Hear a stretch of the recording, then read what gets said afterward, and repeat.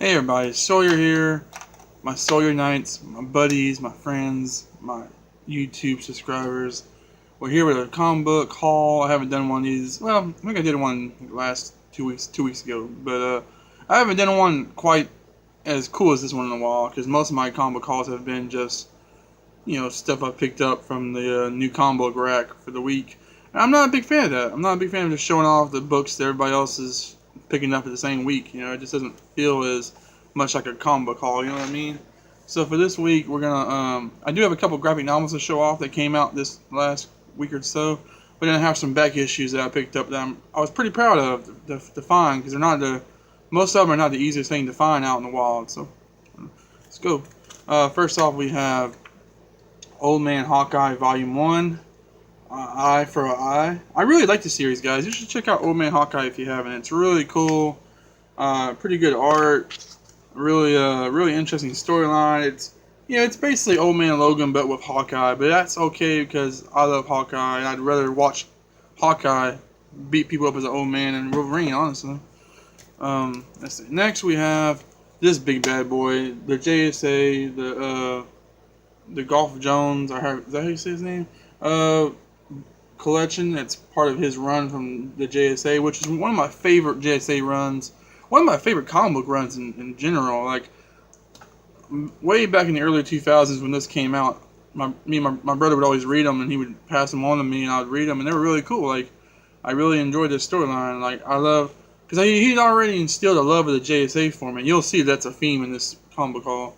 But he had already instilled a love for the Justice Society of America for me, like with these old school Justice League crossovers and old reprints. He still has them somewhere, but he has all the archive editions of the JSA from the ones that used to be like $50 a pop. And yeah, I just always liked the JSA, man. And I really like this new version of him. My favorite is Sand over here. Sand was a badass. And he was kind of like the Batman. He was kind of like the Nightwing kind of character. And then once they gave him actual sand powers, like he could turn into sand and he could travel through the earth at different spots, he was so awesome as a character. And then we have Brave and the Bold, Batman and the Phantom Stranger. Really cool cover. It's a little beat up, It was only like $3, so it's quite beat up, like the sides and stuff. But it's a gorgeous cover. We have another Batman Brave and the Bold. This one's with the Flash. Just a little bit later in the run.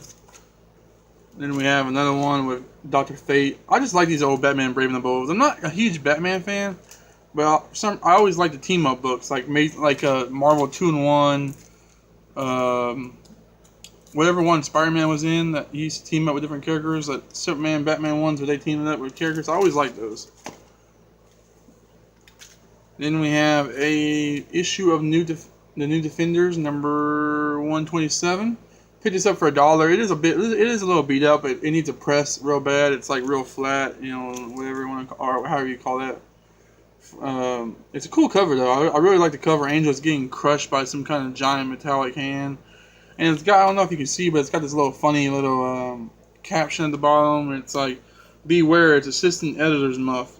Didn't say we didn't warn you, or don't say we didn't warn you." Then on the other side it says, "Warning: surgeons have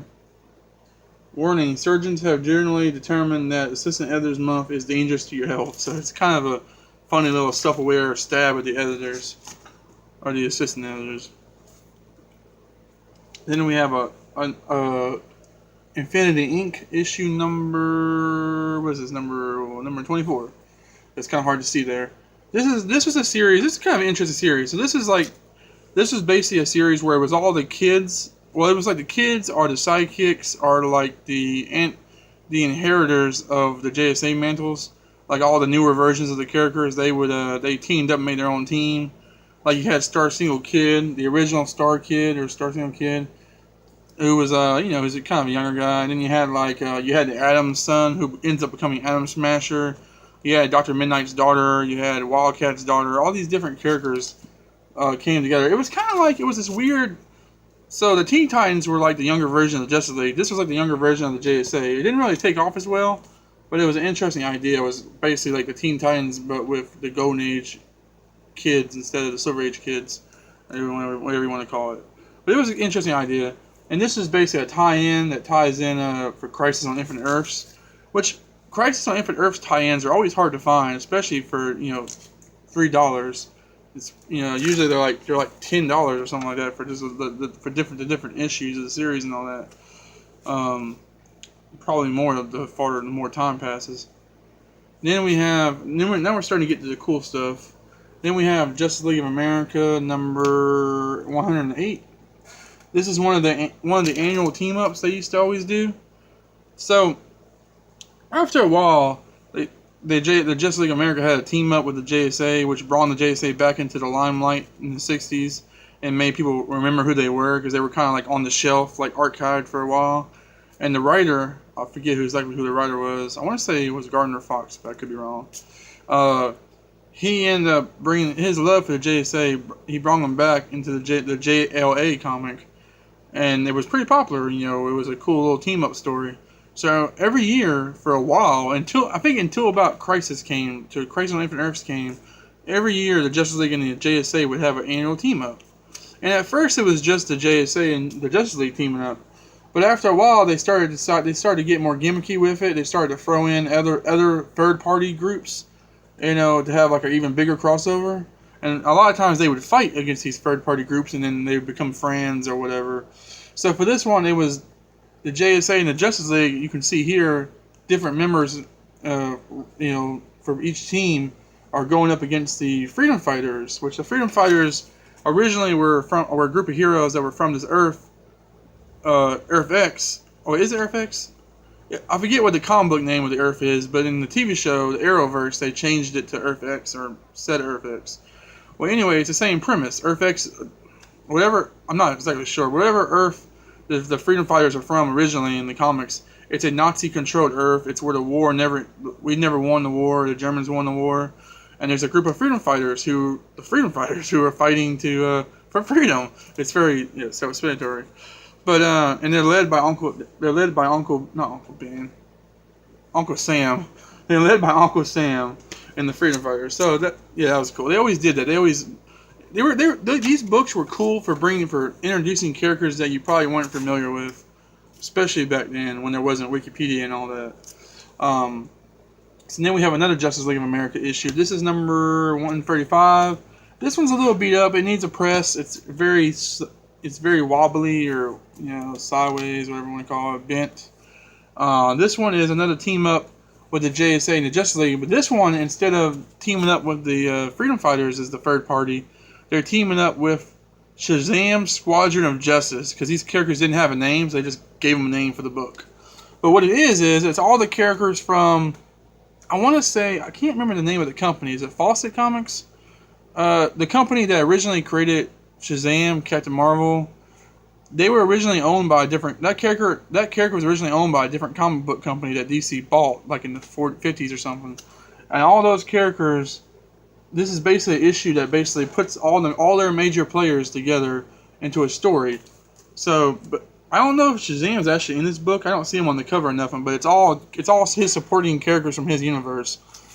You have Isis, the Incredible, which we don't use that name anymore. We have Mr. Scarlet, Pinky, who's I think Mr. Scarlet's sidekick, Spy Smasher, which has a pretty cool little movie serial. Then we have the Bulleteers, Bullet Man and Bullet Woman. Pretty cool. Very rare characters to see. Then we have Justice League of America, number 110. This is I don't know if this is a team up. I think it might be a team up. But this is a 100-page special. It has a bunch of different stories in there. We have a story here about who killed Santa Claus. Pretty crazy. And then they have a reprint of an old JSA story right here. And there's a reprint of an old Justice League story here. And I'm sure there's more to it than that, because these were 100-page books, and it's only 50 cents. Could you imagine getting a 100-page comic book for 50 cents back in the day? Today? That would be crazy. Alright, well, thank you guys for watching. That's all I have for this video. I'm trying to keep it under 10 minutes. I'm going to have to cut it real quick. But thank you guys for watching. Let me know if you guys are JSA fans, or you like any of the old school Justice League stuff. See you guys later, and thanks for checking out the video.